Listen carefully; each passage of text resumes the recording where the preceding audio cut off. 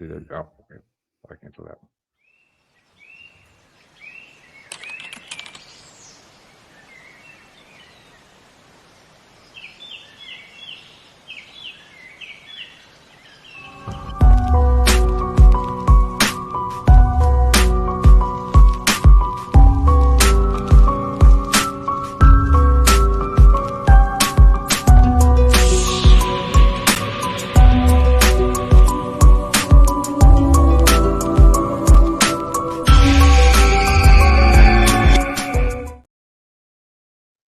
Welcome to Maniacal Music Musings. I'm your host, Jeremy, and I, as always, bring you endless offerings and the promise of fever. I once loved a mannequin, but she hit the lights, and once I saw her serpent tongue, well, let's just say the smoke from her burning made this Phantom Lord very, very happy. My co host, though, what can I say? He has no remorse riding with the Four Horsemen. His metal militia will give you whiplash as they seek and destroy the Doberman Pharaoh. He says, thank God for the suffering. He welcomes presents from the poison hearted. His name is damned in any language, but he knows it's better to reign in hell than try to live on earth. Chancy motherfucking Grife. Hi. You got him, Chancy. You got him. And that's right, musers. Welcome back to another episode. I know our second episode, our second recording in a week. We're spoiling you guys after we abandoned you for so long. Just I don't know what the hell to think of it. But we are very happy to be back and once again be graced by another amazing guest. This one we've been looking forward to, not just because of the album he brought, but because we wanted to meet him anyway after checking out his podcast a little. We are joined by Michael Storm, host of Toward Anarchy podcast. And just the name of that gives me little goosebumps I like. But Michael, how you doing tonight? I am great. Thank you so much for inviting me to hang out on the show. I'm a music fan, have been all my life.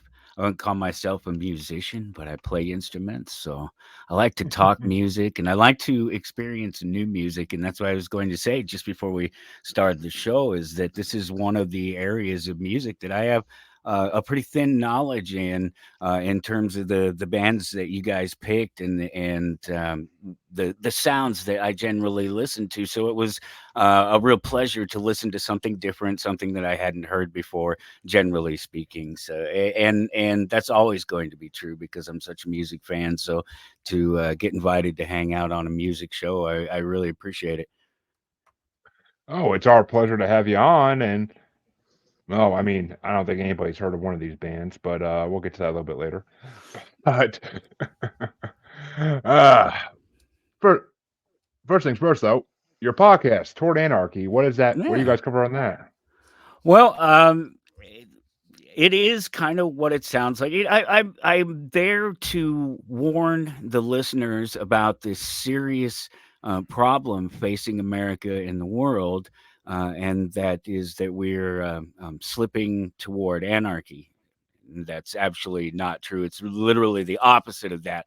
We live in a very much a socialist dictatorship of one version or another, and so my show exposes a non-political view of politics and economics, and really speaks to libertarians and voluntarists and some anarchists. We can debate about who and what constitutes an anarchist, and maybe we will as we're going through the the show tonight. But for me, it's about a reality that we live, that anarchy is sort of a very natural, normal state, that freedom is a normal state, that we're born free.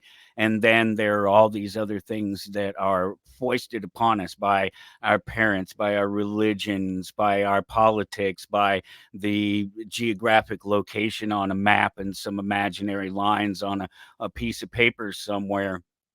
And so while I spend a lot of time just talking about those ideas.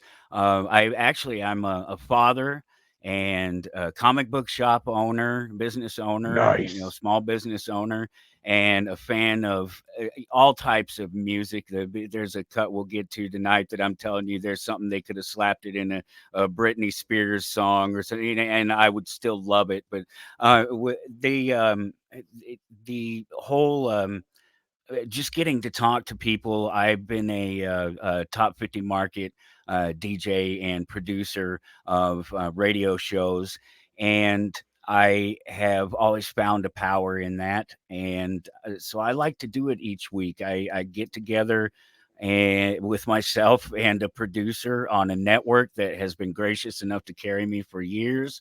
And I do a live show every Sunday at 1 p.m. Central Standard Time, and that's I just talk about the things that are interesting me. Something irks me in the news. I have a sort of healer doctor friend that's on once a month that comes in and talks about just getting the body, the mind, and the spirit all together and working towards your healing. And I have a bunch of different fun. I talk to comic book creators, Hollywood stars, presidential candidates, including John McAfee. Not long before he met his ultimate demise, before the government caught up with him. I have a lot of fun doing it, and I have a lot of fun doing this, getting to know people like yourselves, getting to meet people like yourselves that I would never come across if I didn't put myself out there and make myself a little space out on the internet and out there in the talk, what is talk radio sphere now, the all the different podcasts, and mine's up there. Mine's in the mix. That's cool, man. Long form. I like the long form style dialogue anyway. Yeah, I go back and forth between 1 and 2 hours, but generally speaking, I talk to somebody for about an hour. I do have commercials because it is live and it is a network feed, and so I do get interrupted, but it's not that big of a it's only once, maybe twice in an hour, and it's short, and it's important because if we didn't do it, the network wouldn't survive, and the network's been there for 20 years. I've been on there off and on for the last decade or so. And it's, I don't agree with everything, every voice that comes across the network, every idea that comes across the network. That would be silly if I did. But I agree with with what the founder and the people who are running it now believe, and that there's a space, a place that people can come and have a voice and speak their mind. And because my particular views about politics and economics aren't necessarily popular with the people across the network for the live show that I do, they're generally a right-wing Christian audience. I'm neither of those things in any sense of the word, other than I absolutely support the right of every man and woman to carry a gun if they choose to, and defend themselves from anyone, even criminal gangsters with badges and claims to authority. So that, and in a lot of cases, particularly on the right, there's at least a foundation for we hit, yeah, you bet, I believe in your right to defend yourself, and we can start from there. And now, do we believe in do we have the shared rights about my privacy and my ability to speak my mind? Well, in this case, this network does, and they provided me a fantastic space to be able to come and do my thing each week. Well, that's awesome, man, and I'm glad you have found a home. We've found a couple homes, and seems like we found one that finally fits us. So, Nice. a couple actually, but well, glad to have you on. And I am a big, I actually think that you and Chancy probably could have a really good argument on your show about a lot of different things because Chancy is very good at debating, but very good as you're going to see tonight. But Well, we will I we was, will chat, and I'd be happy to have you guys on the show. That's hey, that's one of the things about this. I love this pod match thing where we cross paths. So I'm not a shill for them. I don't get paid or anything. I know that you can get paid through the system to host people and stuff like that. I don't do that. I just subscribe to the free service, but it's fantastic. I've met, I've been on a dozen shows and I've had a dozen different guests on my shows, and it's just been really great. It's a great resource for Oh, meeting yeah. people. It definitely is a great resource, and I mean, I do like to get paid by people once in a while, so I do take the Oh money when yeah, I get yeah, that's fantastic. I haven't it. done it. I think that because the the amount that I use it, I only do one show a week, and I Oh, only have 1 or 2 hours depending on what I'm doing at the time, and so I only have those shows, and I have every month I'm pretty much guaranteed to have Dr. Lloyd on, and then I've got to chat myself. I got to have some time with the people every once in a while on a show, and I'll do a call-in show because it's live. I try to mix it up a little bit. well, there you go. Well, what album did you decide to bring us today, Michael? Or do you prefer Michael or Mike? Before I keep saying it a thousand Either, it times. doesn't matter. Michael's All fine. right, Mike. all right. Well, Mike, what seed did you bring us for this special occasion? Well, I hope I don't sound like a poser, given the competition here. But I went with Metallica's "Kill 'Em All," and I thought about it for a long time. I really did. I waited until kind of the last minute to decide about my album because I wanted something that reflected kind of who I am. And I just remember listening to in the headphones. I would go to sleep to it, just full blast from the boom box. I don't know if you guys are old enough to know what boom box is. I see a little bit of gray hair there. I might be Oh, talking to guys that are about my age. we know we know what boom boxes are. No All worries, no worries right, there. fair enough. My Yeah, kids maybe tape. would. My kids don't know what it is because I freaking mentioned one like a couple weeks ago, and they're like, "Huh?" What? Yeah, I said something about a typewriter to somebody in a store the other day, and I looked at them and oh, they don't know what the hell a typewriter is. All right. well, well, it was. So that was there any other reason why you wanted to bring Metallica, or like have you seen them Well, like live I or said, I anything? thought about a bunch of different bands, and because I am a music fan. I Hmm. like good music, and I don't really particularly care about the artists. I don't care about their politics or their antics. I just want to be entertained if it's a live show, and I want to be rocked the fuck out if it's a album. I want to feel it. I want to feel a beat. I want to be able to move to it.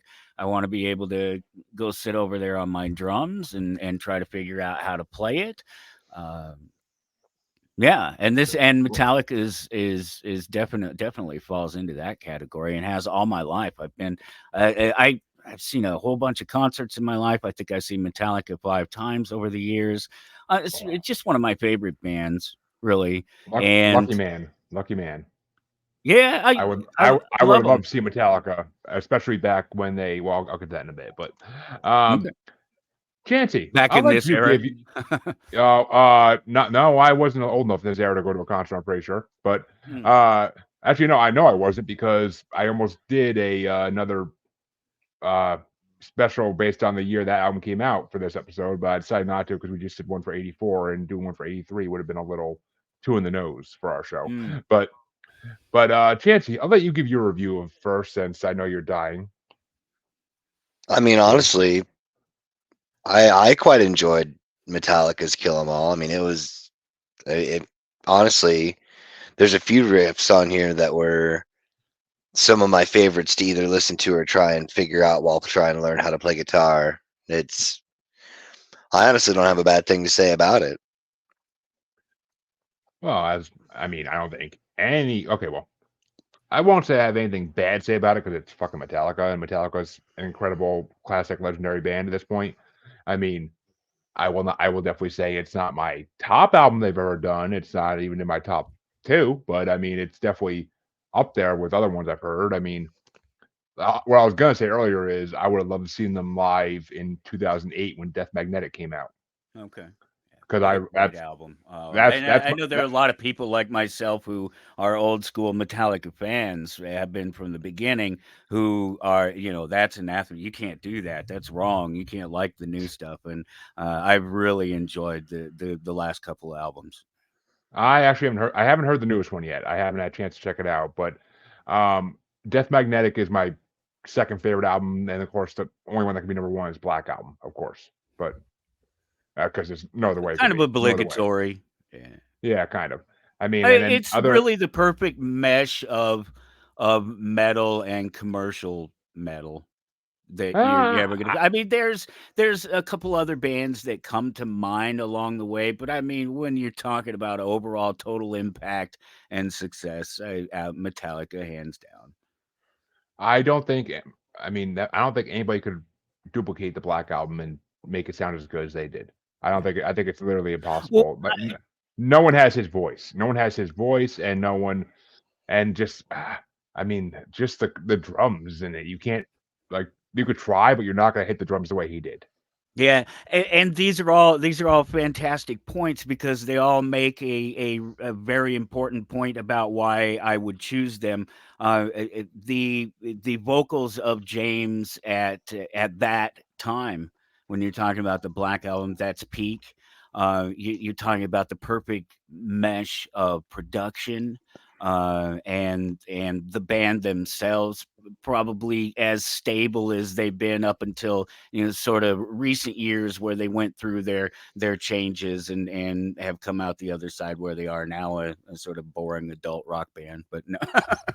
Yeah, basically. But I mean, but yeah, I mean, so this album was pretty damn good actually. I actually would be willing to call it my third favorite Metallica album because the last one we had in this show, I wasn't that big a fan of the whole album as a whole. I liked a couple songs, but What was that that's one? usually Ride the Lightning, I want to say. Okay. Right, Yeah. Chancy? Yeah. Yeah, I mean, Ride the Lightning's got a couple good songs. I believe that's not the one that Master's on, is it? No, that's No. Master. No, Yeah, I don't Master know. of Puppets is its. Yeah, it's its own CD. That's what I thought. But Ride the I can't think of the song I love on that. I mean, it's one of the popular songs that everybody knows. But For Who the Bell Tolls. Oh, For Whom the sure. Bell Tolls. Yeah. Yeah. Which I originally thought that was done by Megadeth because that's how I downloaded it on LimeWire back in the days because it said Megadeth next to it. But Yeah, fun fact. Yeah, I mean, I was gonna say I've been waiting for it, but I'll take the opportunity now. The reason it sounds like fucking Megadeth is because up until the Black Album, Metallica fucking ripped off Dave Mustaine and used his fucking shit and just let some other motherfucker play his shit. So the reason it sounds like fucking Megadeth is because it is fucking Megadeth. They just pretty much Megadeth, yeah. they just can't keep fucking time. That's their problem.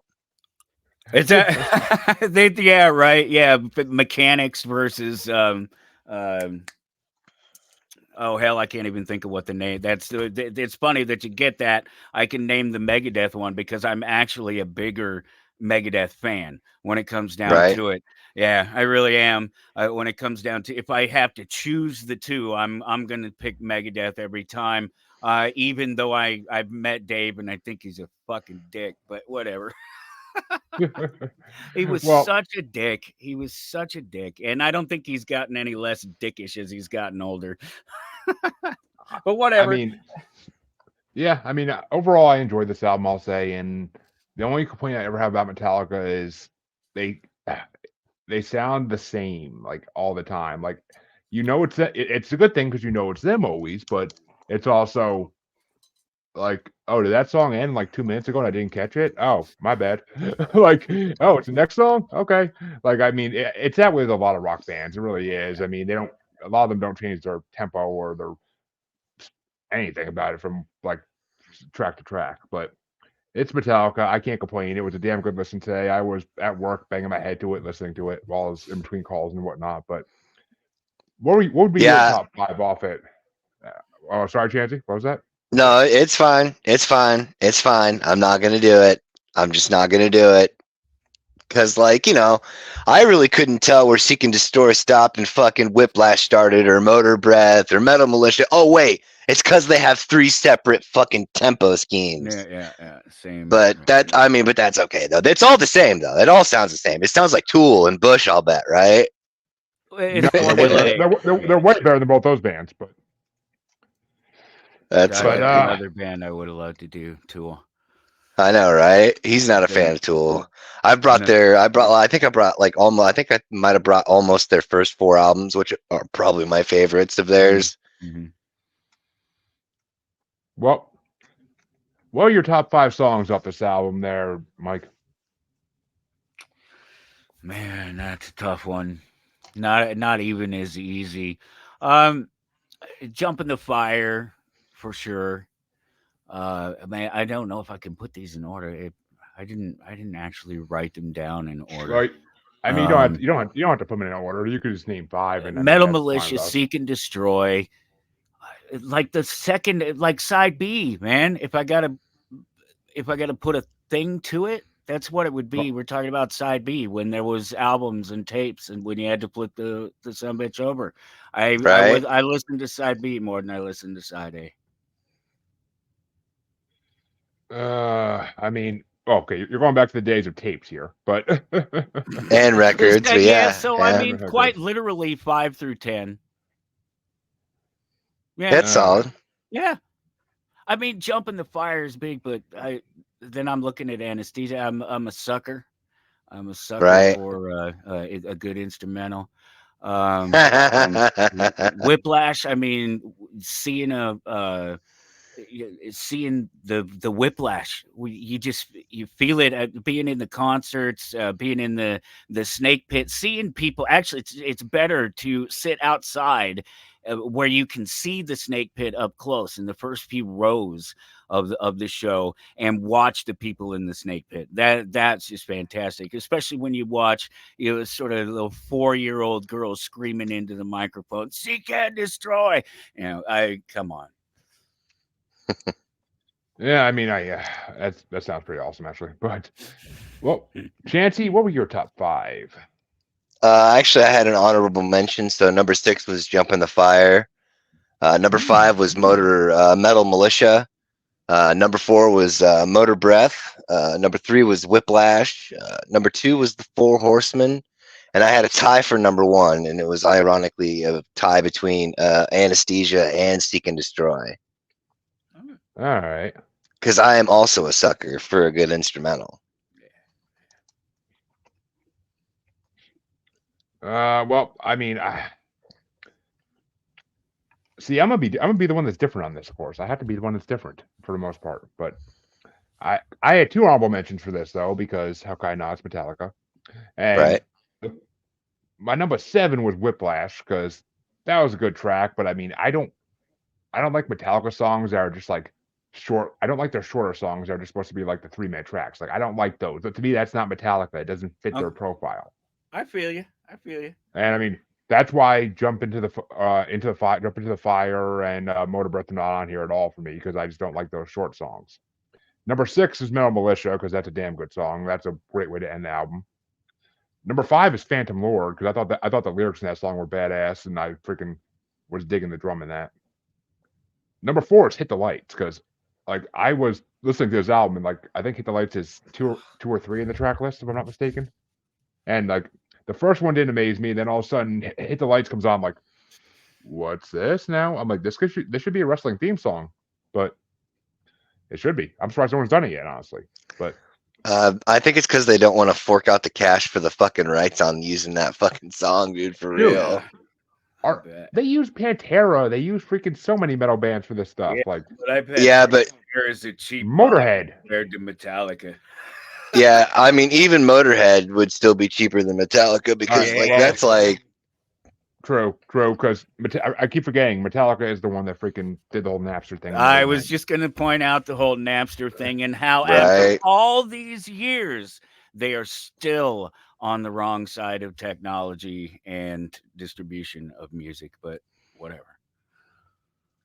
Yeah, I mean, that always pissed me off that they did that because I loved freaking Napster. It was awesome, and then we got the virus-ridden LimeWire and FrostWire as a replacement as it.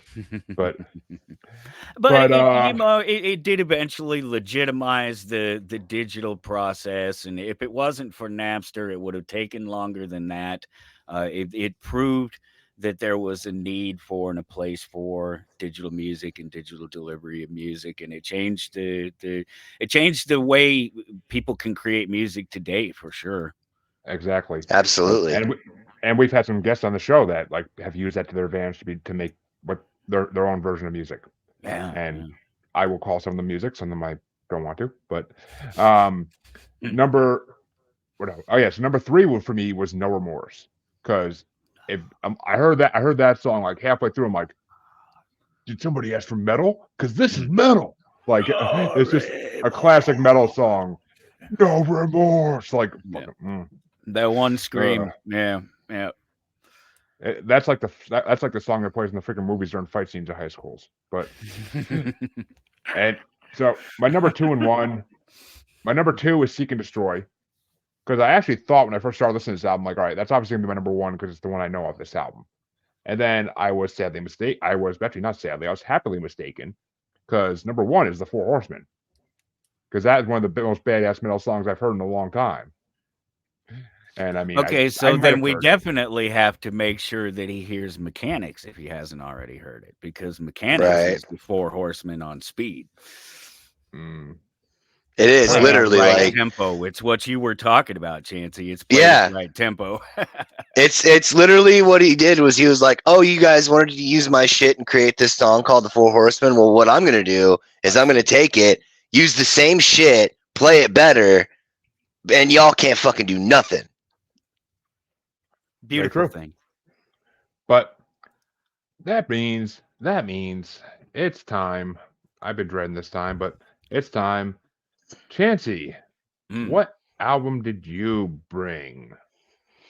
So I actually chose an album that is fairly close to me, mostly just because of the fact that I actually went to high school with the guy who's responsible for creating everything on this album.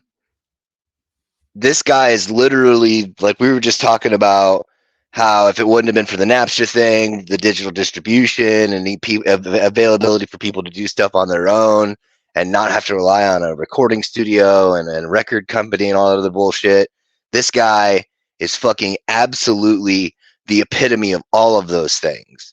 The name of the band is called Deplorable Immaculacy, and the name of the album is called Becoming the Devil.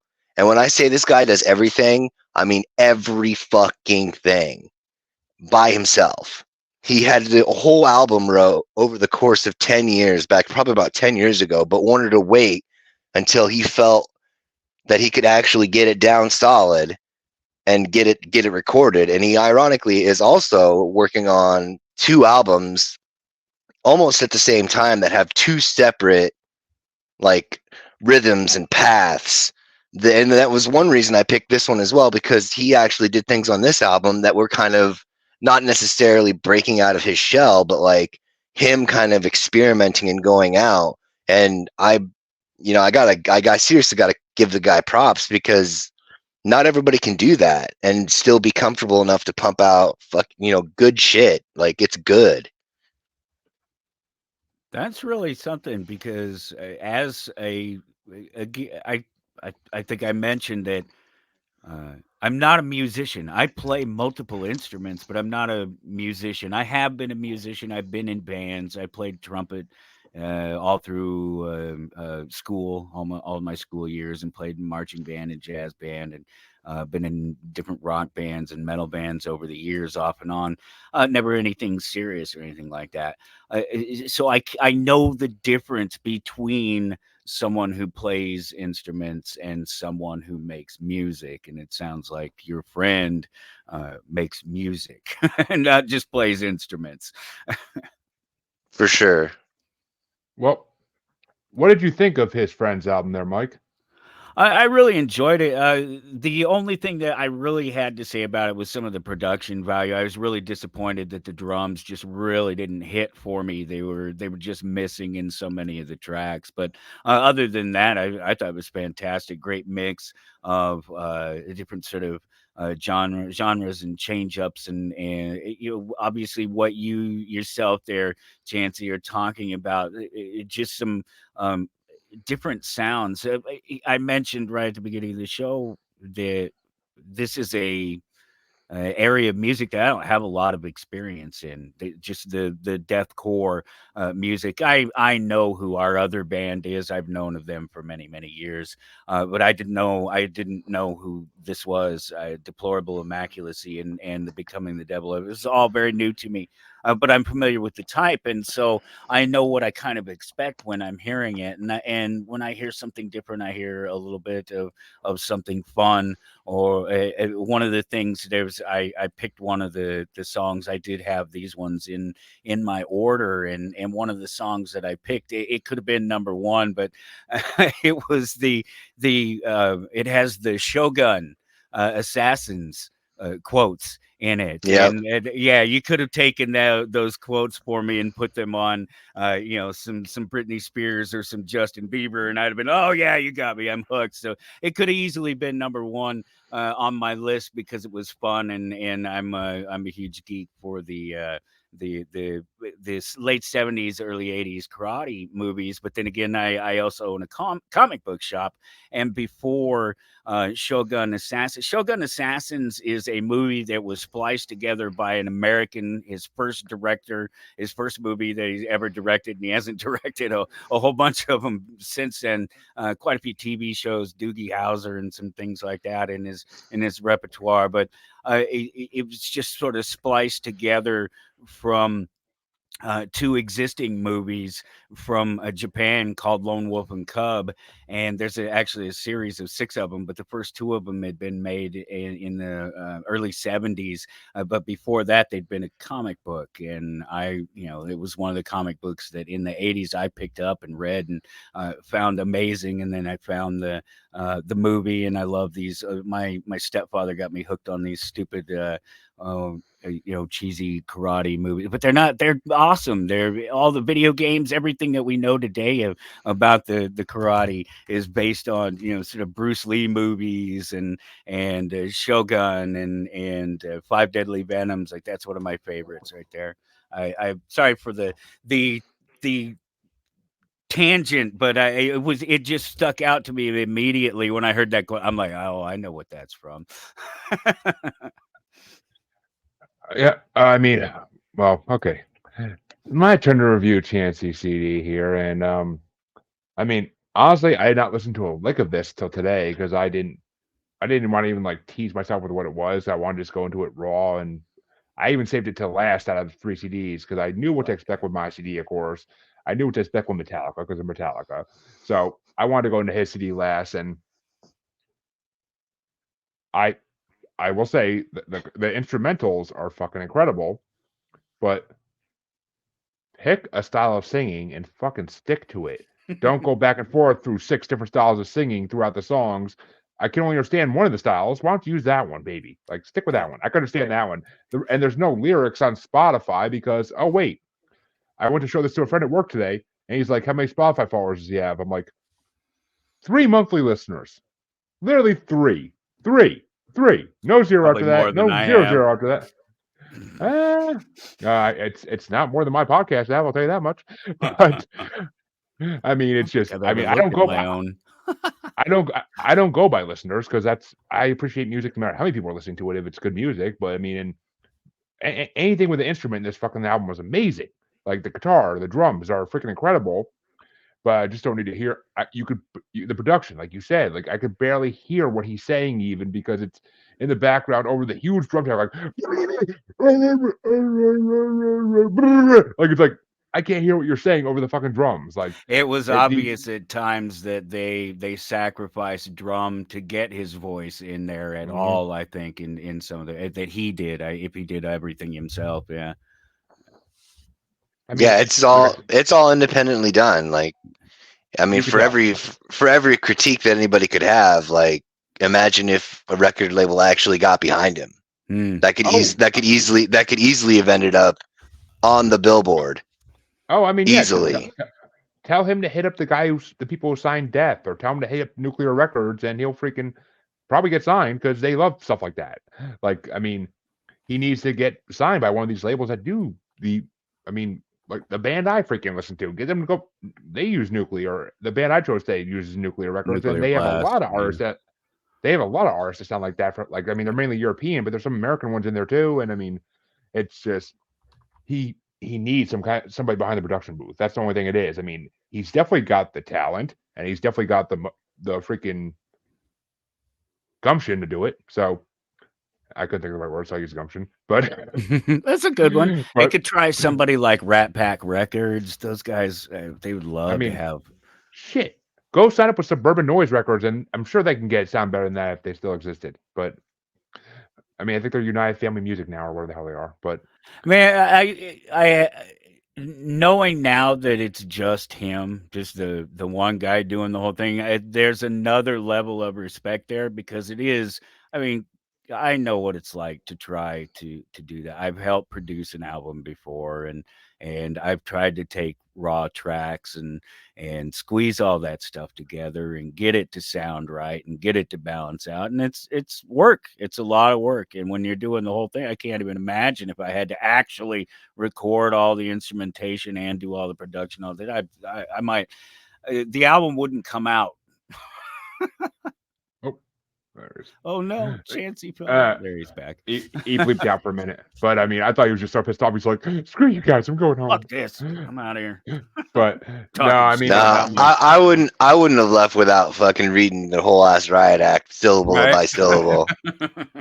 I mean, like, I respect the guy for what he did. I really do. Yeah. I respect him for what he did, and it just needs some fine tuning. It's very raw still, and it needs some fine tuning. And I saw he has another CD that's on Spotify too from 2017, and I like, part of me was like, I kind of want to hear that one just to see if that one sounds worse, even because it's older, and it was like his first album where he's trying to learn how to do it all. So I don't know.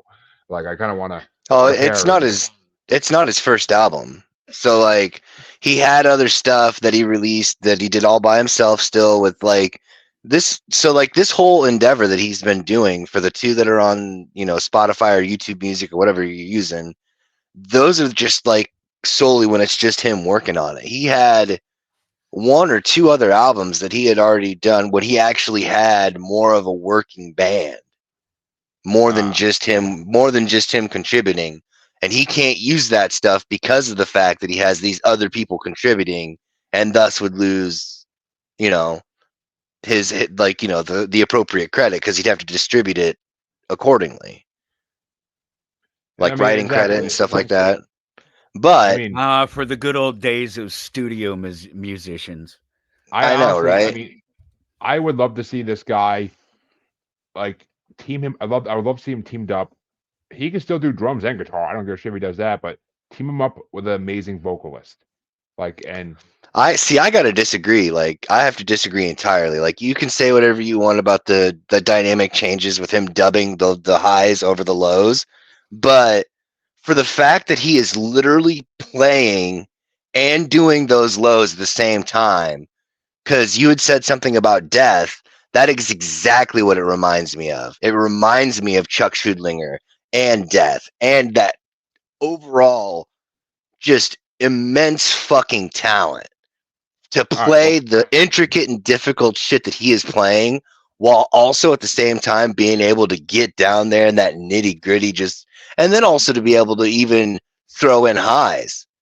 Like that's not an easy thing to do. It's not, but I mean, I think it would sound a lot better if he threw like a female vocalist on there to do the highs. Like, I think that'd be a great combo. I mean, okay, well, get him hooked up with it's like I said, this is a solo endeavor. He's basically he's like a heavy metal Tech 9. Like he is on his own, just doing it. I mean, it's 2023. Go on the fucking internet and find one. There's thousands of them. But yeah, out there. There's a whole fuck ton of us out here in the middle. Like we live in the same state, dude. Like it's literally like, so we have this myriad of critically acclaimed musicians just lined up around the block in Iowa that actually can fucking perform. Not just be like, I play an instrument and then fucking suck like I do. I mean, it's 2023, dude. They don't have to be in the same room even anymore. So, but then we go back to the original argument of the quality of production. Okay, well, we got these people from this place, that place. It's all like, okay, so what happens when the quality of A and B don't match up with C? but the production program that he's using doesn't have that equalizer to it that makes it to where it all sounds 40 the same. years 40 years later, they take an AI program and suck the vocals out of your piano performance and create an album when you've been dead for 30. So, Right? in Well, case nobody knows what I'm talking about, it's the new Beatles song. oh, Yeah. I know exactly what you're talking about. But Chancy, what were your top 5 off your own album? I actually had you could technically say it's 3 honorable mentions, but I lumped a couple of them together. So for me, number 8 was 6 Nine-Eyed Serpents. I thought that was pretty fucking awesome. And then number 7 is the Ode to the Stars, both 1 and the Requiem. You would. Number 6 is Feared Anxiety, because I really loved that gimmick where you get this little taste of some instrumental kick ass, and then all of a sudden silence, and you're like, what's going on? And then it comes back just at the very end, and it's, you're gonna be all right. You're gonna be all right while I fucking kill you. And then it goes on. But number 5 for me was Demure. Number 4 was Eyes of Satan. And honestly, one of the biggest things that caught my attention about Eyes of Satan, other than the whole fucking ride that song takes you on. There's a section, if you listen to it, in stereo, where it reminds me of a Jake the Snake Roberts fucking promo, because you're listening and then all of a sudden one whole side of your shit just stops working, and it makes you think that you blew your fucking speaker. And then you're like, what the fuck's going on here? And then it fucking comes back on that gear shift, and you're just like, oh, gotcha, bitch. And fucking number 3 is Endless Offerings, just fucking solid. And then number 2 for me is Fire's Keeper, dude. That fucking guitar riff, like literally. I understand your critiques on that thing, but even beyond all of that, and I'm biased, I know. I mean, this guy is a solid friend of mine, but at the same time, even if I didn't know this guy, and just knowing the fact that it's just him using whatever equipment he can get his hands on to get the job done, fucking to pull out shit like fucking Demure, Fire's Keeper, and fucking 6 Nine-Eyed Serpents, Eyes of Satan. There's even more that I didn't even put on the list that I could bring up. But like, to be able to pull off that kind of a caliber of ability and sound and all of it is just in and of itself worthy of all praise. And my number 1 is Cynically Diminishing All. Not just because I'm a super excellent sucker for an exquisite sample, but at the same time, that fucking song is a it's got its bona fides in fucking banger. It's a fucking banger. Okay, we had some that were similar, but Mike, how about you? I didn't keep up, so I won't be able to compare. But Oh, it's all good. I'm bumping it up to number 1. Cynically Diminishing All gets the number 1 spot just because the nostalgia. It brought me up this whole thing in my head, going through and looking at Shogun Assassin and just connecting with the comics and movies and music and everything. The whole experience here that really topped it off. And just for fun. And then my number 5 on that is 10,000-Year-Old Verse. And all of these are going to be, it's all going to be the same thing for me. They're just going to be good pieces of music in it.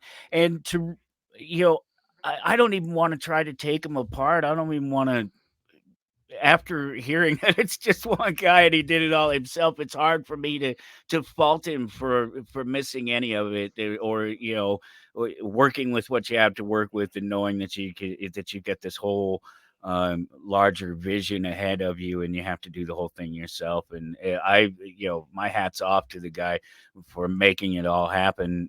Just in that respect alone, I really did. Uh, I really just enjoyed listening to something I hadn't heard before and experiencing the different it's just such a mix, and it's something that I've always expected from this genre, because I think this genre of music, of metal itself, is filled with these super nerds, stage guys and readers, people who have they've read Nietzsche, and they've read all of these different philosophies and religions and histories, and they play Dungeons and Dragons. And well, here I am, big metal geek, theater geek, music geek, big AV geek. I play Dungeons and Dragons. I own a comic book shop. I have thousands of comics. It's just right up my alley. These storytellers, these guys that create an album and put together a vision, and even if you don't see it, that behind it there's a reason why it's the way it is, and they put the effort into it. And for me, that's just it it awes me. I'm awed by people who will pull off something like that. Becoming the Devil was my number 4. My number 3 was Fire's Keeper, and my number 2, which was actually technically the number 1, was New Evil Breed.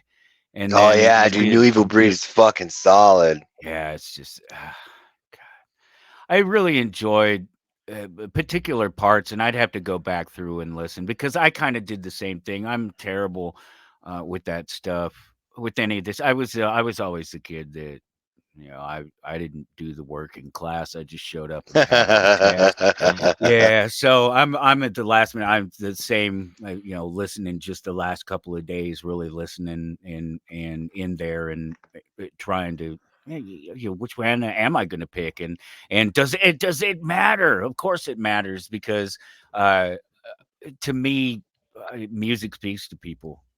I think it's important. Well, that means it's my time for my top 5, and one Yeah. honorable mention, Chancy. And just so you know, there, Mike, I have probably 4 to 6,000 comic books sitting in my basement right now. Nice. Well, we So, will have to talk comics. oh, you You won't give see me? my You want to? turtles? Oof, I It's can't really the glare, but yeah, yeah, it's pretty bad glare. I don't know if I could get it off the wall or not. off the wall. Oh, Jesus. Okay. Jesus. It's not as I've actually owned a number 1, which is it was probably right now it's probably a $15,000 book in the condition that I had it. Why is this not coming out here? Out of there. There you go. But this is a 6 print from 1992. The originals from 1984, but this one is the best print because it's a deluxe edition, and I recently had it I know that signed. cover. Whoops! Oh, I know that. I know that cover. it's world famous. Any comic book fan knows that cover. Yeah, and then I just had it. I had this thing is reversed. Oh, nice. Yeah, signed by Kevin Eastman here just recently. So one of my favorites for sure. I have some great ones. Well, going back to Metal. Deplorable Immaculacies album, my honorable mention was 10,000-Year-Old Verse, because when the CD opens up with that, I'm like, all right, drums are sick, guitars are sick. And then about 2 minutes in, he starts singing. I'm like, oh boy. Now, And like I said, that's some of the experimental stuff that I was talking about, where because like literally most of the stuff is all the low end. well, I mean, let me finish. My number 5 was New Evil Breed, because the heavy drums in the middle of it are freaking sick as hell. I was a drummer in freaking middle school, so in elementary school, so and my dad was a drummer professionally almost, so I love drums. Drums are my thing. But Number 4 for me was Endless Offerings. Endless Offerings, yeah. Because Endless Offerings, like I fucking like love that shit. Like that's metal to me. That's metal to me. Like the words have to sound metal. But number 3 was Becoming the Devil, because especially the guitar right near the end of the song, it just got fucking incredible. Like it got incredible. I mean, I mean, I hear a title name like Becoming the Devil. I'm expecting like, give me some Cradle of Filth, give me some fucking Lacuna Coil, like give me something like that. Like that's what I'm expecting. Like is like I mean, actually, if I heard that song, yeah, I would have brought a different Cradle of Filth song if I heard that song. But number 2 was Contain Within, which nobody has mentioned yet. Because That's definitely worth mentioning. And actually, okay, here's the funny thing though. I wrote down because of the female voice. Nope. I thought it was a female singing that one part, but and it sounded like a soundtrack to a video game. That's why I love that song. It sounded like a soundtrack to a video game in the middle. Like I feel like I was like playing Sonic or some shit, or like a more heavy metal Sonic. But and number 1, and this is gonna surprise the fucking shit out of Chancy. Number 1 is Enchanted by Dread. Oh yeah, that was a good one too. And that's another thing I like about his stuff is the title of his he comes up with some of the most interesting titles for songs that they're just so fucking awesome, dude. Just fucking awesome. And as Chancy knows, I'm usually not a person for instrumentals at all, like unless they're amazing. But I love the creepy piano in that shit. Like I love it. Like that's my gothic side right there. It's like no, it was like freaking watching Twilight Zone or some shit. Like it was like, ooh, I like these feelings I'm getting. But at last, we have talked about, and I can't even hate on this album as much as I do a lot of your albums, Chancy, because it wasn't horrible.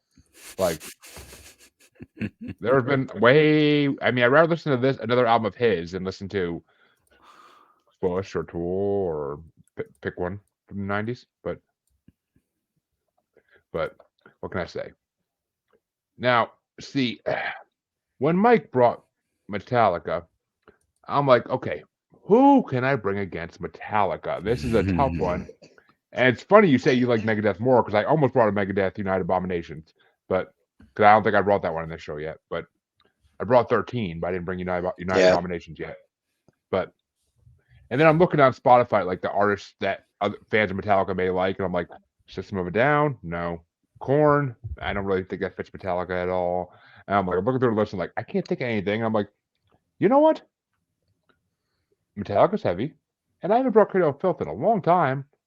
I'm gonna bring some Cradle of Filth, and then it became the process of what album do I want to bring? And one album has been popping up in my like songs list a lot lately. Like different tracks have been popping up a lot, and I'm like, all right, you know what? It's time. It's time to bring Damnation and A Day, because I fucking love. This is their 5th album overall, and it's actually the first album I actually like of theirs in full. All the other albums before it, like they were, as my coworker used to call them, angry chipmunk music, because their first 4 albums of Cradle of Filth just sound like angry chipmunks screaming into the microphone for most of the songs. Like I didn't hear it at first, but then once my coworker said it like years ago, I was like, I kind of hear it now. I kind of hear it. Yes, sir, you ruined it for me. But I mean, I started off with Cradle of Filth in high school, and when I was in 11th grade, my friend who was a senior handed me 2 CDs on the bus and said, "Listen to these if you like metal." I didn't like metal, but I lied and said I did. And one of them was Iron Maiden's King Edward's Greatest Hits, whatever the hell it's called, and the other one was Cradle of Filth, Lovecraft and Witch Hearts, a compilation of their greatest hits from their first 4 CDs. And I turned on Cradle of Filth and I heard this it's like creepy, like horror movie sounded music. I'm like, what the fuck is this shit? And like I fell in love with it. It took me a couple years, but I fell in love with it over time. Like, and then once I heard Amphetamine, and then once I heard this CD, I truly fell in love with it. But Damnation in a Day is the most amazing CD, because as Chancy and any listener of this show knows, I like theme music. Like I like music that has theme to it, and Cradle of Filth is great at that because all their albums are concept albums in some way or another. And this is a concept of one of my favorite pieces of literature ever written, Paradise Lost by Milton. And this is a pure Miltonic CD. Like it was written purely in honor of that and other stories from the Bible. But so I mean, Like I freaking Latarius Milton, the one that wanted to go do hood rat stuff with his friends. no, Chancy, no. Oh, see, I I like that you're laughing because you get the fucking joke. I don't. So fuck you. I know you don't. You're fucking hopeless, bro. You're fucking hopeless. Get a goddamn role model. Fucking Jesus Christ.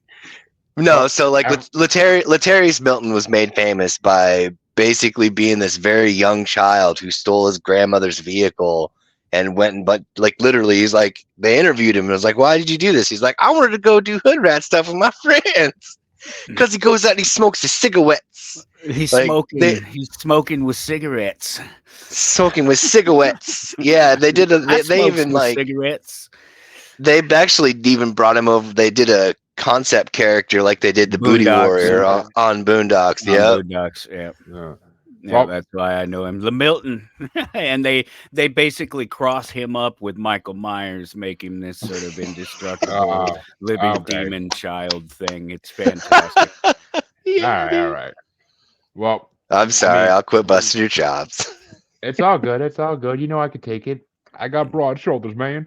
But nah, fucking Milton's Paradise Lost is one of the greatest works of literature of art ever. Like to take a fictional story like the Bible and turn it into a beautiful story like Paradise Lost, it to me is just brilliance. And I've heard multiple retellings of it and everything. And this is one of my favorite versions of it is because Cradle of Filth really hits it on the nose with their freaking lyrics. And this CD I was introduced to because I saw the music video for Thank God for the Suffering. And I think it was that. Yeah, it was Thank God for the Suffering. Yes, Thank God for the Suffering. And literally, I forget who did the video, but it was a guy who does like horror movies. I think he just finished doing fuck. I almost want to say Hellraiser, but I might be wrong. But the guy who produced the video just finished making a horror movie. I forget which one it was, and he kind of used elements from that in this. And literally, the video starts off with like Danny Filth being brought in on a wooden cart as like he's whipping the guys who are fucking pulling the cart. Like the video is dark as shit. And there's this whole thing at the end where he's like catching lightning in his hands and throwing it at people and shit. And like it's kind of metal as fuck. But like the video for it is fucking amazing. And that's what got me into the CD. And I love this CD. Like it's just the theme of it. It's just amazing. And the lyrics in every song are so fucking beautiful. And you can usually understand what they're saying. I mean, I had to look at lyrics at a couple parts just to like really click it in. But so I mean, that's why I brought the CD because it's Cradle of Filth. Cradle of Filth is fucking one of the best metal bands ever around, in my opinion. But I saw them live too. In 2009, I saw them live in New York City. Why are you shaking your head, Come Chance? across them live. Cause, dude, you're talking about Cradle of Filth, but like without I don't know, Merciful Fate, King Diamond, fucking insert fucking previous band that came before Cradle of Filth, which I'll get to my review in a minute, but like they're better than fucking Cradle of Filth. King Diamond is everything that Danny Filth wishes he could be, including taller. From what I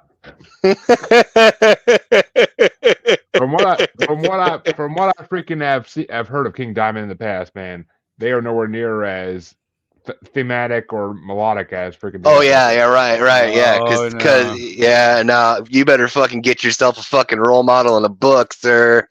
Because for real, dude, fucking Don't Break the Oath, Melissa, fucking Abigail, fucking Abigail's Revenge, like infinite concept albums, all based around a story. That's you ask Cradle, well, whatever, it depends on what version of the band there is. It's not completely different. It's a different group today than it was back when this album was recorded. It's not completely different. I mean, no, not completely different. No, but there's a lot. It's not the same. It's not the same group. Well, no, it's European metal. The sound today they're actually quite a bit different.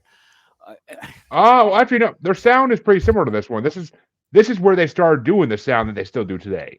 Like the first Okay, version. the last album is kind of a departure back. Oh, I It's haven't even listened. I heard one song of that album. And I'm like, nope, nope, yeah, nope, nope, yeah. nope, You nope, talking Well, about the nope. you one that came out already this year? y- uh, well, Yeah. no, 2021 I think is when it actually Oh, Oh came yeah, out. okay, yeah. They Yeah. actually put out one this year. Have they put one out? Yeah. See, Yeah, they're not yeah. pushing it very hard. This year, Existence is Futile came out, and in Yep. 2021, Cryptoriana came out, Right, right. Oh, I don't know. and Okay. I haven't really heard it either yet because I don't know.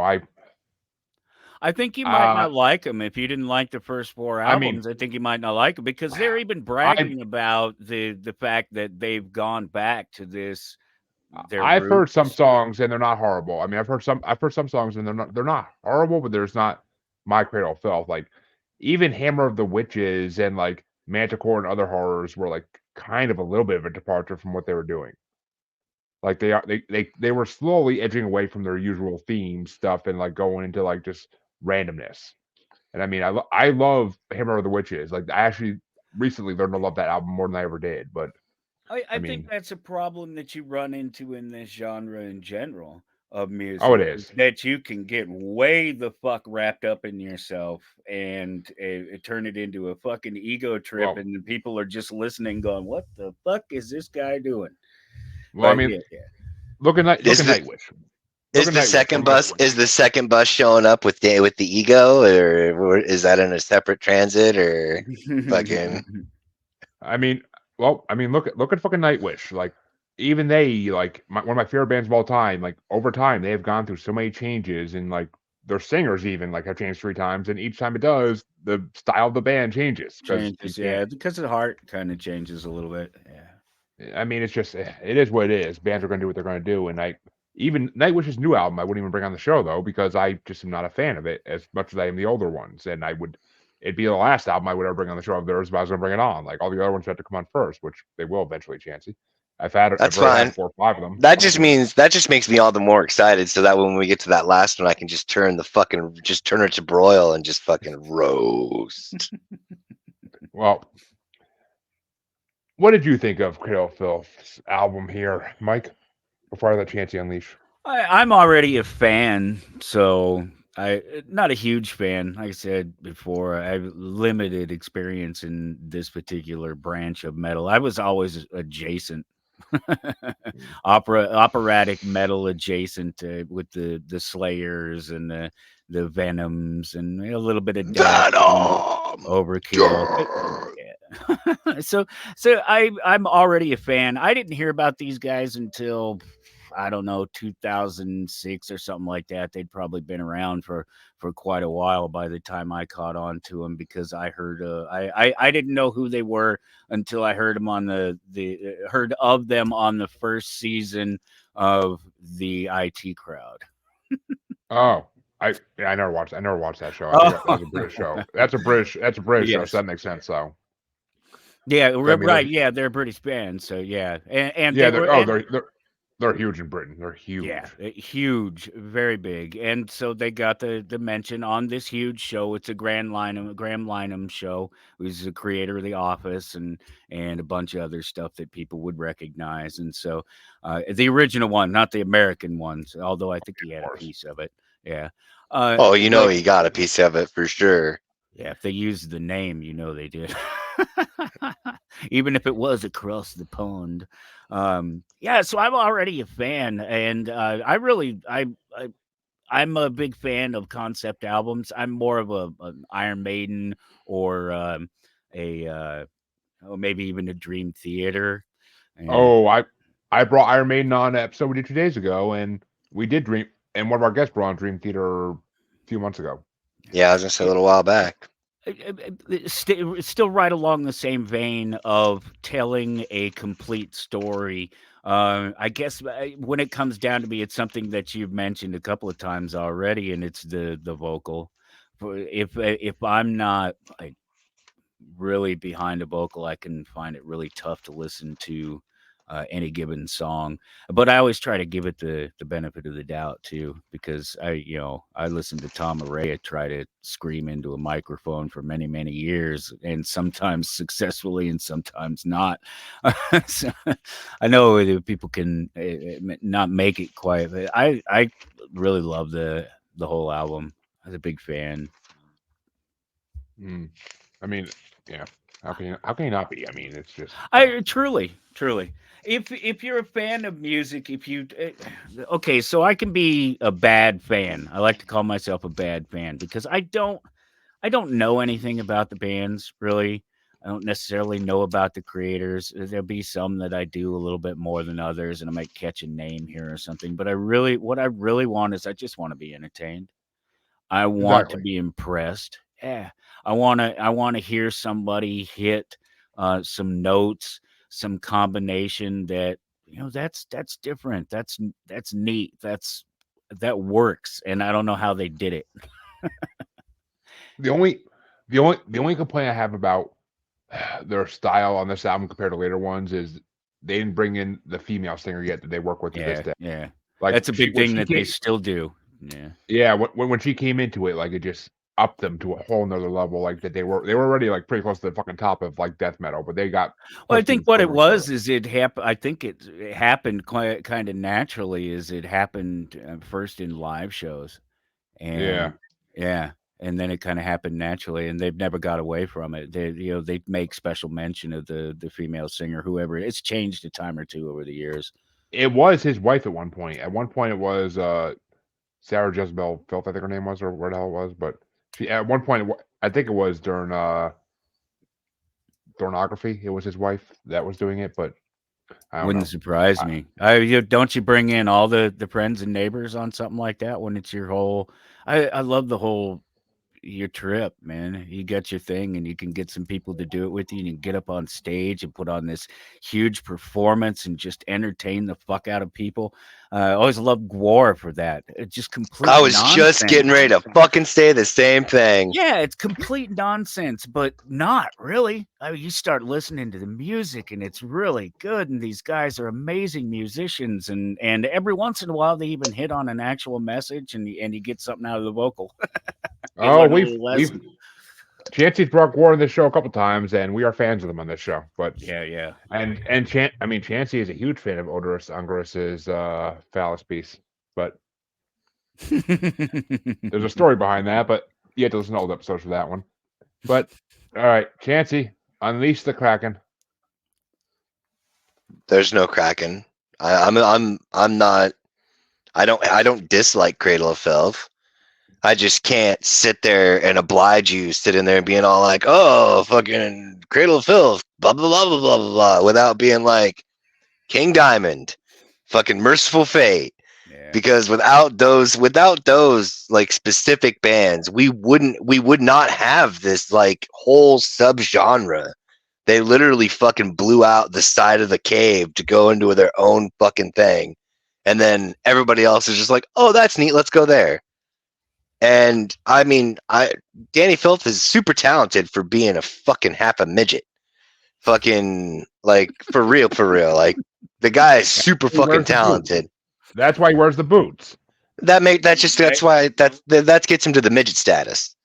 But like when I first heard a gothic romance, and I know this is not on this album, but when I first heard that when I was a kid, when he gets to that fucking that because when he says red roses for the devil's whore, he starts off on that low end and then gets to the devil's whore and just fucking up he goes.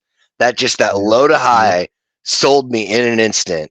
And then I heard like her ghost in the fog and fucking yeah, dude, that shit. That's one of the first songs I ever heard that actually got me into them was her Ghost in the Fog. That shit with it. I mean, that's Doug Bradley, dude. The very beginning of that's fucking Doug Bradley. I know And it is. you know me, fucking, I'm a huge Hellraiser fan. So Doug Bradley, Bradley, Hellraiser. Okay. yeah, Pinhead, man. Yeah. Yeah, that whole beginning part, of her Ghost in the Fog there, when he's doing the poem, is literally Doug Bradley just voiceovering. Yeah, if you watch so fucking awesome. If you watch the music video, is it him in the music video or no? No, it's not. That's a whole other actor.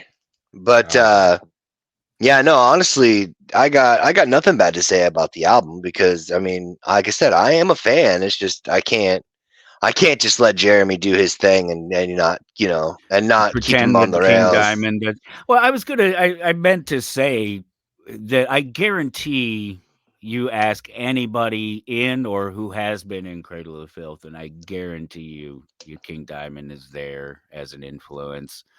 Oh, of course. There's no question about it because these guys even start until the early or mid '90s, and Yep, 94. King Diamond had been around for 20 years by then. So 94, Principal Evil Made Flesh. no. And I mean, yeah, and I mean, Ozzy too. Ozzy's a huge influence to Danny because I mean, he's said it in multiple interviews that he worshipped Ozzy when he was a kid. Sabbath, I can just imagine. Yeah. I mean, and actually, it's funny because I follow him on Facebook and everything, and like he'll post pictures of like him and Ozzy hanging out to this day Nice. because I mean they Ozfest 2001 I wanted to go to so bad even though I was like in sixth grade, and like because they had every band I ever fucking loved at that fucking show, every band I ever loved. And I was like in sixth grade. I'm like, I want to go, but I'm like, I'm never gonna go at this age. It's not gonna happen. My parents would never. My parents wouldn't let me go to see Slayer and Marilyn Manson in New York City my senior year of high school by myself. Oh no. And I can't like imagine. they bought me the ticket and then they wouldn't let me go.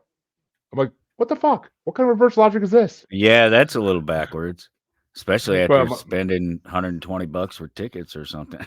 I mean, and I could have seen Marilyn Manson and Slayer. That was a dream concert. Wait, didn't you say this was back in 2001 Ozfest that you was, wanted yeah. to? Oh, I'm sorry. I thought you said the concert you wanted to go see. Two different things Okay, No, he's no, no, talking because about there. no.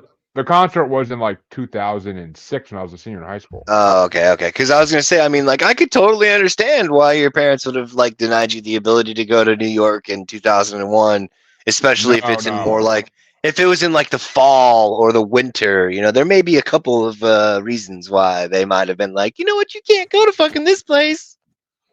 You kidding me, man? I lived 2 hours from New York City when that shit happened. That's we everybody was fucking shook at that point because we didn't know if we were next, but or if they were gonna miss and go like 2 hours north by accident in a plane because shit happens. But who knows? But hey, well, Chancy, you might want to kill me right now because You doing I you, huh? have I'm doing a top 13. I didn't pull I Jeremy. was I gonna didn't pull. do that. I didn't pull a Jeremy like Chancey did for all three albums basically on our last episode, but I couldn't because there actually are some songs in this I could leave off and some instrumentals I could leave off. But my number 13 is Doberman Pharaoh because that song is kind of like the outlier in this album because it's about Egypt and like the Nile, but it has nothing to do with the fucking like theme of the album. It's just kind of like we're gonna throw this in here for shits and giggles. I mean, I love it. I like the it actually creeped me out when I was younger, like that song, because like in the middle part where like it's like the Egyptian sounding music, it's like creepy as shit when you're a kid. It's like, what the fuck?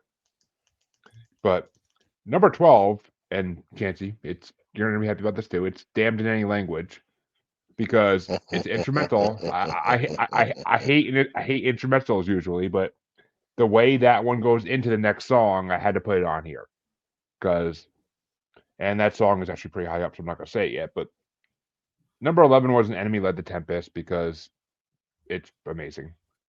10, Carry On, same thing. It's just carry on, however you say it. But number 9 is where I really get into this shit. Because number 9 is Presence from the Poison Hearted, which just the name of that song is metal as shit. But I mean, their lyrics in these songs are just beyond belief. I mean, I could have written like a full fucking notebook page of lyrics for each song I love, but I didn't want to spend an hour on this album. So number 8 was The Promise of Fever. Just the way like it freaking opens. I believe it's his opening song, if I'm not mistaken. And freaking love that. I mean, the first three songs together are just amazing because it's all about the fucking like fight between Michael and Lucifer. Like I fucking love it. Number 7 was Hurt and Virtue, which is they actually are right after each other, I think. But I mean, just I how could anyone not love this music? How could they not? It's basically like going to watch a movie, but just hearing the sounds. This must be how It's supposed to be how blind people feel. What can I say? But number 6 was Mannequin because that song is fucking dark. I love any song where it's about that, like Danny falling in love with a girl and then having to kill her. Like it's just like a theme at this point. Number 5 is Serpent Tongue because Serpent Tongue is just I love in the middle like the whole Serpent Tongue like that the way they fucking keep repeating that like whispering it like it's just like ooh goosebumps. But number 4 is the Smoke of Her Burning because anything of them talking about females I fucking dig. I don't know why.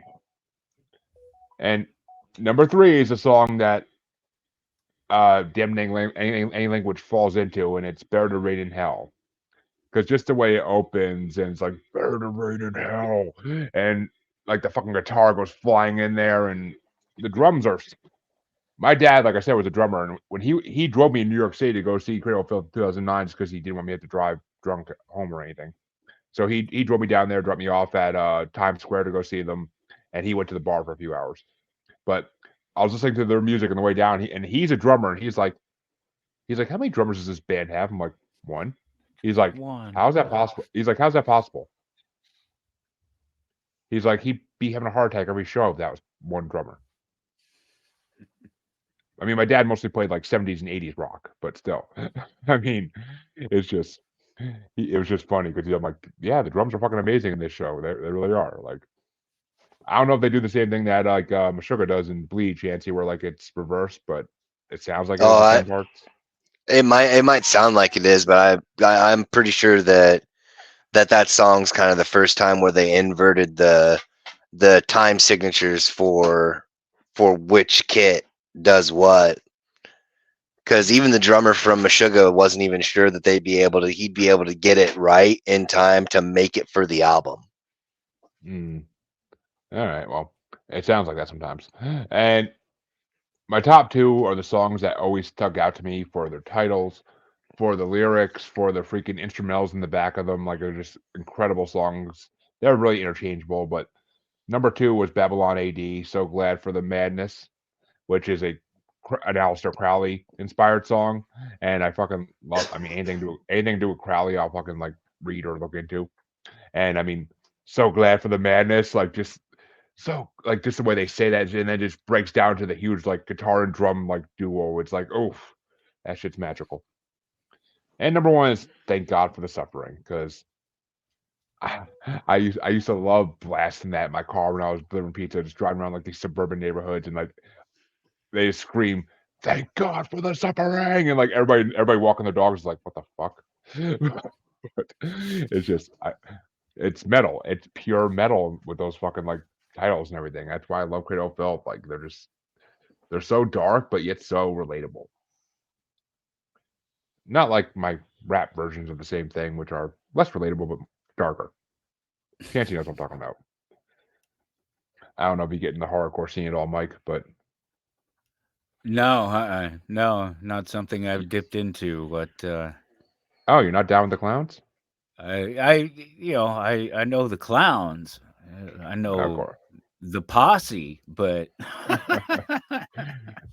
The posse's not even that dark. They're fucking Christian right. No, Scott. and that was gonna be that's the commercial version of what you're talking about, and so yeah, I barely even know the Well, posse. So like Chancy said with King Diamond, they open the doors for all the other ones to come through. oh Finally. yeah.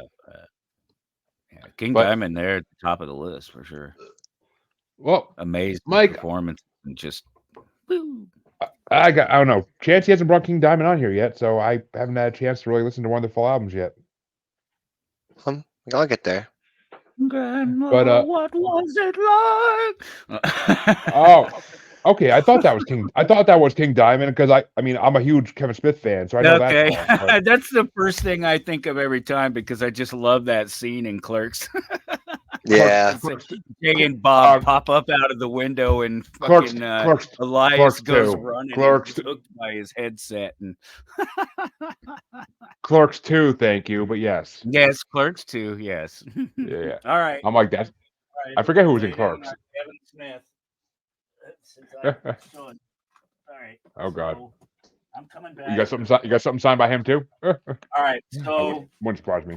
I only have a few Blu-rays, Oh, maybe a dozen, and most of them are worth money. They're like Kevin Smith's Dogma, very rare on Blu-ray. I have Yeah. that. Somebody else owns the rights.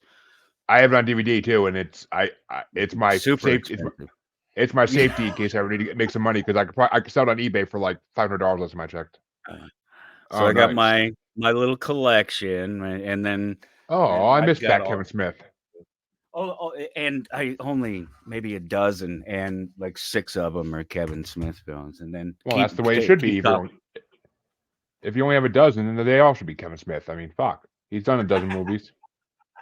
There are a couple of them that I don't have that they're Kevin Smith adjacent. This just came back from grading this week. Not anybody else's Grail, but certainly super cool for me. Oh shit, nice. That is Batman Cacophony. Number 1, and that signature there is Kevin Smith. Nice. Yeah. I'm a huge Kevin Smith fan, of course. I grew up with that shit. I saw Clerks in the theater originally. Not same, but I saw Clerks 2 in the theater. But nice. And I saw Jay and Silent Bob Reboot live with Kevin Smith and Jason Mewes. Did you do that? Oh, you lucky bastard! That would have been cool. In Boston, my cousin and his fiance at the time and me went and they came out in the beginning and talked, and then we watched the movie, and then they come out at the end and like answer questions and talk and shit. It was awesome. It was a fun way to watch it, but I wish we got to smoke a blunt with Kevin Smith, but it is what it is. Oh, that would have been great. If you go to his podcast in California, you actually if you actually get to ask a question during the show, you could say like, "Hey, I was hoping I could smoke this with you in the alley after the show," and he'll be like, "Okay," because he's just such a huge stoner that he'll smoke with anybody. It's funny because he wasn't for his whole life. I remember that being the thing growing up, and just being a lifelong smoker myself. And for him to finally one day go, "Hey, I started smoking pot." I'm like, "Really? Fuck, after all these years, you're like, you caught on?" you know who you could thank for that, right? Well, Jay, I assume, but Seth Rogen. Oh, really? When they were doing Zach and Mary Make a Porno, like Kevin, I guess the story goes, Kevin Smith was stressing out in the editing room, and Seth came in and he was like, "Hey buddy, what's wrong?" He was like, "Why don't you go light one of these with me, and everything will just be fine." And like from there on, Kevin Smith was a stoner. So took him long enough. Yeah, it did. But what were your top 5 off my album there, Mike? Well, again, just a huge fan. As many as you need to name. Well, I did. I picked Babylon AD as my my honorable mention, so that was kind of cool. Yeah, no, again a sucker.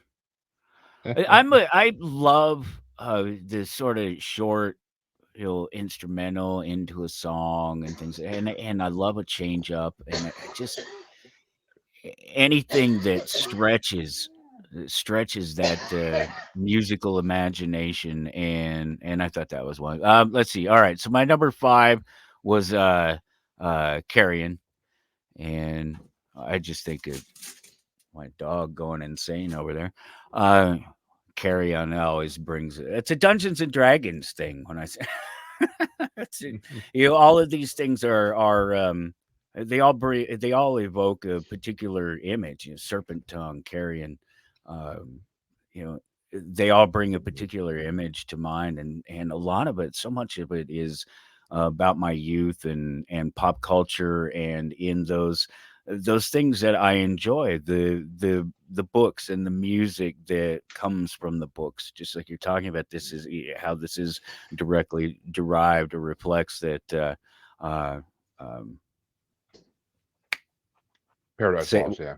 Thank you, Paradise. I don't. For some reason, I was thinking East of Eden. Paradise Lost. It's I love the story, and I love the connection, and I love it when. Oh, actually, it's funny you say East of Eden though, because that's what the music video was based off of. It was based off East of Eden. Okay. They took like Interesting. they took the imagery from the video. Like they took the imagery from that and like the theme of it.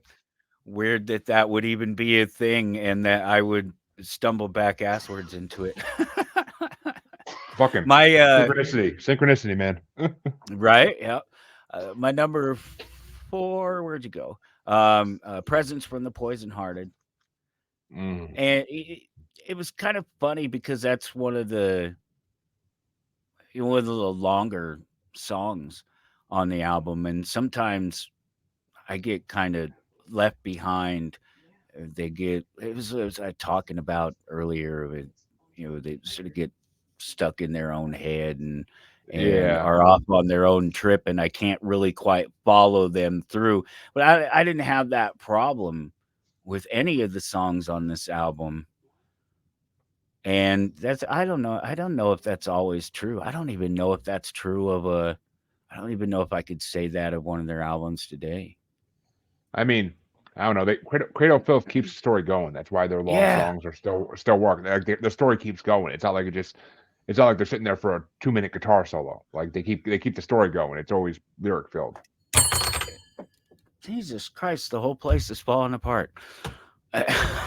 Things are dropping off the walls, dogs Our knocking things off.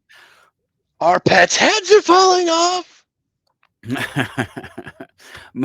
Let's see. My number 3, where'd you go? I get my list here. Serpent Tongue. Well, I mentioned it already, but it's just because it's right on top of Carrion. And again, just visually, the imagery in all the songs. That's one of the things that I will listen to a Cradle of Filth or some of these other bands that I don't necessarily like the vocalings, the vocal styles of. I like a clearer, easy to understand. I can sing along with it generally, kind of, and so sometimes that'll be tough for me to just stay in and stay with it. The changing, the screaming, the low. I can't keep up with it all sometimes, and I I I I'm sure I'm just like a lot of people who don't like the genre at all, and it's just sometimes it's just a little bit too much. You think it's so much going on, and you're trying to, oh yeah, he's telling a story, and the music is telling a story, and you got to follow along. And I a lot of times I don't want to invest that much in the music. I don't want to try that hard. I just want to. I just kind of want to rock out. I don't want to have to try to figure out what the album is from one That's why I song to hate the next. country. That's why I Is hate that country. yeah? Well, You could many have reasons, but that's one of them. yeah. I don't hate it, but it's definitely not something that I listen to. Is it? And I'm here in Kansas, so it's all around me. I'm sure. Let's see. My number 2. Where'd you go? Stop bouncing away. An Enemy Led the Tempest. Yes. And again, just another great long song that I didn't get lost in. And that's not easy for me. I'm easily distracted. Give me a 3-minute song. Give me a 2-minute, 2.5-minute rocker. I can do that. And then my number 1 was The Promise of Fever. It's just badass. And Yeah. that's I mean, it goes with the Bruise Upon a Silent Moon, right? The intro or Yeah. whatever. Oh, Yeah. yeah. That is the opening song. Yeah. Yeah, and like the way the intro like just bleeds into that, and Yeah. the way I they love like. that. I'm a sucker again for that. I always love the was it the 2 song combinations that you always used to Yes. hear on the radio, the Def Well, Leppard, like what was like System of a Down did one on Steal This Album. I I was I forget what trying to songs is. remember. The classic ones, of course, Led Zeppelin, Yeah. rock and roll, whole lot of love, rock and roll. Um, what was the Def Leppard one? Bringing on the I Heartbreak and the uh instrumental, right? I I like Def Leppard, but I'm not a huge fan, so I wouldn't No, know. But back to I like like 10. I like a lot of their hits, but I mean, They're a country but band now. What the fuck Yeah, is that? I wouldn't know. I haven't heard them since. I haven't heard anything they did past the 80s, so I I'm didn't good. either. I just know they keep showing up on country music awards and shit like that. I'm saying, all right, Mm. you find your niche, whatever, man. But and actually, and Promise of Fever, I love that one too because it's like that first song is just all about like how like God betrayed the angels and Lucifer saw it and Michael had to freaking go against him because of it. Like I freaking love that, like the lyrics in that song just because of that, because it's all about like Lucifer and Michael's ultimate battle. I should have pulled up the lyrics. That was one thing that I didn't do, and I Well, know I could have done it see, for this album. literally on Spotify driving down to work today, I had the lyrics open on the songs on Spotify and I'm watching the lyrics as I'm driving. So Uh, that's how. But okay. Where unfortunately, are you? Chancy's person Massachusetts, but Okay. I can do both, and I mean it's Cradle Filth. I know most of the lyrics by now. I watched the YouTube lyric videos years ago before Spotify even existed. So, Sure. but Chancy, what were your top 5 or more off of this one? So for me, number 5 was End of Days. Number 4 was Scarlet Witch Lit the Season. You're doing all fucking intros, all instrumentals, you asshole. Number 3 is The Mordant Liquor of Tears. Nice. Number 2 is Bruise Upon the Silent Moon. And number 1 for me was Damned in Any Language. So where's your real top 5? I know you well enough by now. He just went there and grabbed all the instrumentals. That's funny. I'm just looking at that. He does it all the time. He makes instrumental. He does the instrumental top 5, and then he does like. That's one of the things that I hate about the digital age is that they don't come like the album does. The album, it played right on through to the next track. It was always right there. There was no commercial or gap or anything like that you didn't have to think about, well, does this song actually go together with the one that was just playing? Right. Mm-hmm. I mean, but that's my top 5. Really, I can respect it. I actually did develop another top 5, but I was like, you know what? He's going to expect that, so I'm going to scrap it. I'm going all the way back to the Wayback Machine, because that's kind of how it started. Is like if he would bring albums that would either have like really short skits in between songs or like, you know, mini intros to other songs, and I would just pick those tracks specifically and just fuck with him. But then he started being like, "What the fuck? That's dumb." So I'd actually, I would develop a top 5 around it, so that way I could be like, no, it's all right. I actually got a top 5, and I did have a top 5 on this one. But then I was like, nah, fuck that. I'm gonna fuck with him on this one. going back to the other. No, it's funny that you did that because I almost I thought about it. Dude, if I thought you were going to for a second, and if you had done that, I would have fucking died. Me too. Yeah. No, I now that it's happened, I can't believe that I didn't do it. Well, Chancy, the only reason I can respect it is because Cradle of Filth and their fucking instrumentals are amazing. But we've been at this for an hour and a half, gentlemen. So we hit 3 CDs, musers, and we freaking rock the hell out of you, as my good friend Lordy would say. So where can they find your podcast, though, Mike, so they can come check you out and hear you talk about all the anarchy caused by the Illuminati and New World Order?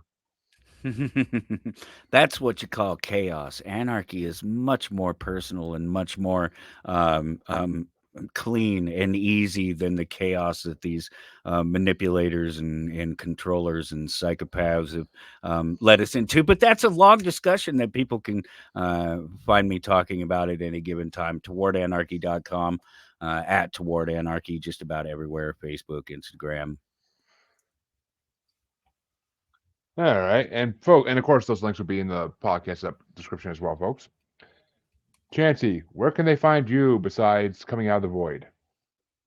Well, you know, the scavenger hunt continues. This is my actual first name on Facebook. If you can find me, good luck. It's completely uneventful. You'll win nothing out of it. Abandon all hope, ye who enter here. On Instagram and TikTok, it's the Red Eye Roundtable, and on X, it's Red Eye Table, and obviously here at Maniacal Music Musings. Damn straight. And folks, you can find both of us on Facebook as the Uncensored, Unapologetic, and Untamed UQ Podcast Collective Facebook group. You can find us on XX Baby and the Gram as that Juggalo Bastard. You could find us on TikTok as at Juggalo Bastard Podcast. And you can find us on YouTube as Maniacal Music Musings or streaming live on Blind Knowledge Network because all knowledge was blind until Chancy fucking picks a good album. And you can also of course find us streaming now on Parapost Network on Facebook as well, because not just for paranormal podcasts anymore, all podcasts and podcasts welcome. But we will be back next week, same user time, same user place, 3 different albums, and we don't know what they are yet. So we'll see you then. Musers out.